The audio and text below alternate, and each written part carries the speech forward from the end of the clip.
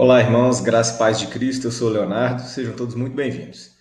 No vídeo de hoje eu quero conversar com vocês a respeito de como organizar cultos nos lares de uma maneira bíblica, correta e sadia. Irmãos, hoje eu quero falar do assunto dízimos e ofertas. Estou congregando com os irmãos nos lares, então eu vou cobrar ou pagar dízimos e ofertas? A resposta é não. Ah, mas se eu deixar de dar o dízimo, eu estou descumprindo o mandamento de Deus. O dízimo não é mandamento de Deus. Na Bíblia, para os crentes, na Nova Aliança. Não, ele não é. Jesus ele confirma o dízimo para os escribas e fariseus da sua época, antes dele morrer na cruz do Calvário. E sim, naquela época, eles tinham que dar o dízimo no templo. O dízimo era uma instituição da lei de Moisés, que visava que os levitas e sacerdotes tivessem uma renda, já que eles não tinham terra nem herança, diferente das outras tribos que tinham terra e herança. Então, para que eles pudessem sobreviver de uma maneira justa, já que eles não tinham nenhum outro trabalho, a não ser tomar conta do templo, oferecer os sacrifícios e coisas do tipo, era justo que eles recebessem os dízimos. Além disso, os dízimos eram também para os órfãos e para as viúvas, né? Aquelas pessoas que não tinham uma renda, todos se alegravam com aquilo que Deus tinha abençoado, né? As colheitas, as crias dos animais e etc. Então o dízimo ele tinha um propósito, ele era sim um mandamento, inclusive se os sacerdotes não distribuíssem com os levitas e com os órfãos e as viúvas, né, os pobres, eles também estariam roubando, tá certo? Porque se você pegar Deuteronômio no capítulo 14, você vai ver que uma parte dos dízimos, além dos sacerdotes e levitas, ela era destinada também às viúvas, aos necessitados. Então, congregar nas casas, eu falei isso no último vídeo que eu fiz, ele atende. Né? Se você reunir com os irmãos, estiver reunido com os irmãos no lar, atende o critério, né, o propósito de você estar unido com outros irmãos. Não precisa ser num templo religioso, numa igreja com CNPJ, não precisa.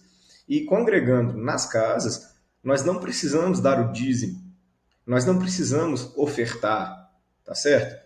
Ah, mas o dízimo é uma maneira de eu não servir a mamon, de eu provar que eu amo mais a Deus. Olha, há várias maneiras de você provar que ama a Deus, tá certo? Há várias maneiras de você não ser servo do dinheiro.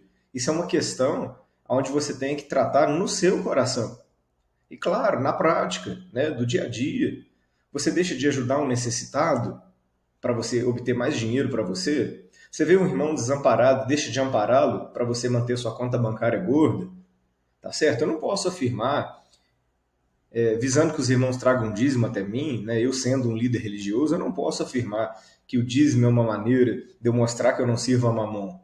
Não, não posso.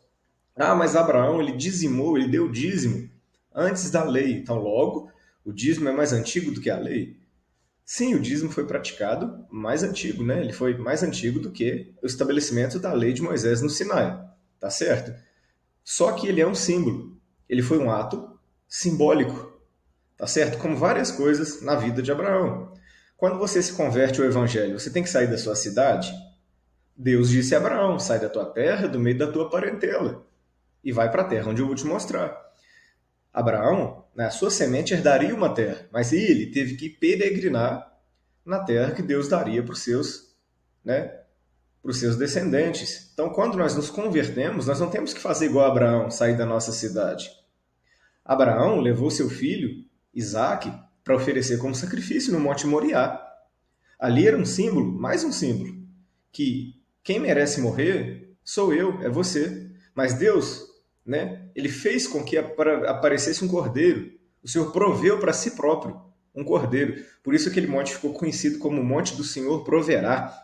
Tá certo? Então Abraão ele ofereceu o seu melhor para Deus, que era o seu filho Isaque.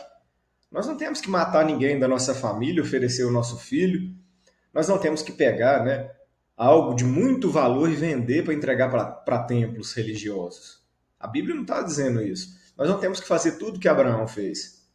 E quando Abraão ele deu dízimo para Melquisedeque, ali era uma figura, tá certo? Eu não tenho tempo de passar esse estudo aqui agora, porque esse vídeo eu pretendo que ele seja um vídeo rápido para tirar dúvida dos irmãos. mas você pode estabelecer que a igreja, no Novo Testamento, as pessoas tragam dízimo porque Abraão dizimou uma vez na vida, e ele dizimou de espólios de guerra. Ele estava voltando da guerra, tá certo? Ele estava voltando da guerra, onde ele foi resgatar Ló, e ele devolve-lhe os bens ao rei de Sodoma e os outros reis que estavam ali com ele.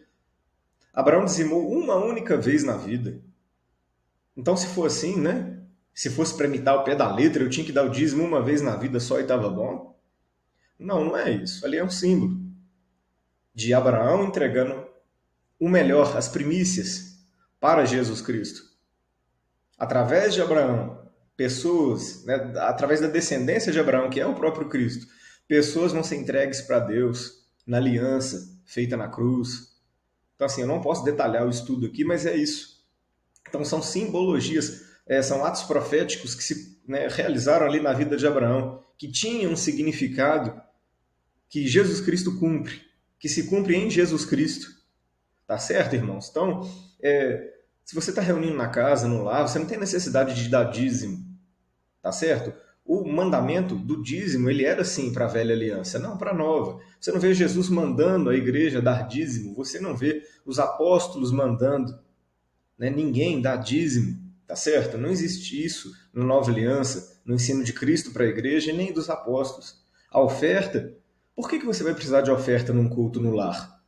Tem algum motivo justo, algum propósito?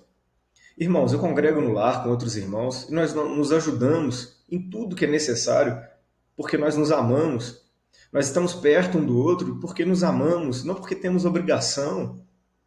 Estamos perto um do outro, não é porque é gostoso a gente estar se reunindo para falar a respeito da palavra de Deus. Essa que é a verdade. Então, se você, na sua cidade, quer se reunir com irmãos de uma maneira bíblica, é se reunir para falar de Cristo, para orar, para buscar a santificação sem a qual ninguém verá o Senhor. E não tem a necessidade de colher oferta nem dízimo de ninguém. Salvo se o grupo de irmãos decidir que precisa de oferta para algo que todo mundo concorda, algo que todo mundo está feliz em fazer. Aí cada um oferta sem peso. Se uma pessoa não puder ofertar, ela não deve ser excluída, não deve ser tratada de uma maneira diferente. Não. Ali é uma vida pela qual Cristo morreu. Se alguém não puder ofertar, cabe aos outros compreender. Mas a oferta ela só deve ser levantada quando todos concordarem que é por um motivo justo, que vai lhe ajudar a todos. Talvez são muitos irmãos e vocês aluguem um lugar para realizar o culto, tá certo? Então é justo que todos dividam ali, né, os custos. Só um exemplo aqui, né? Eu poderia dar outros, mas creio que você já entendeu. Então, para congregar no lar ou em qualquer lugar que seja, não há nenhum mandamento de entregarmos dízimo, oferta. Não. Né? Você deve ter um coração disposto a doar. E como que você agrada a Deus? Ajudando as pessoas sempre que possível. Isso não é só de uma maneira, né, monetária, doando dinheiro. Não, são várias maneiras que a gente pode ajudar as pessoas. Mas não achando que isso vai fazer com que a gente venha ser salvo. É apenas um coração grato. É algo que flui de uma maneira natural. Mas o objetivo que meu, já estou até indo um pouco além, o objetivo que meu é dizer que numa reunião bíblica não há cobrança de dízimo para a igreja no Novo Testamento, não há necessidade, tá certo? Não é mandamento para a igreja, é isso, né, que eu quero dizer aqui, que eu estou dizendo. E a última questão que às vezes paira sobre esse assunto é sobre em Hebreus capítulo 7. A lei, quem recebia dízimos era o sacerdote da linhagem de Levi, agora é Cristo. Sabe qual que é o problema disso? Quem que é o representante de Cristo?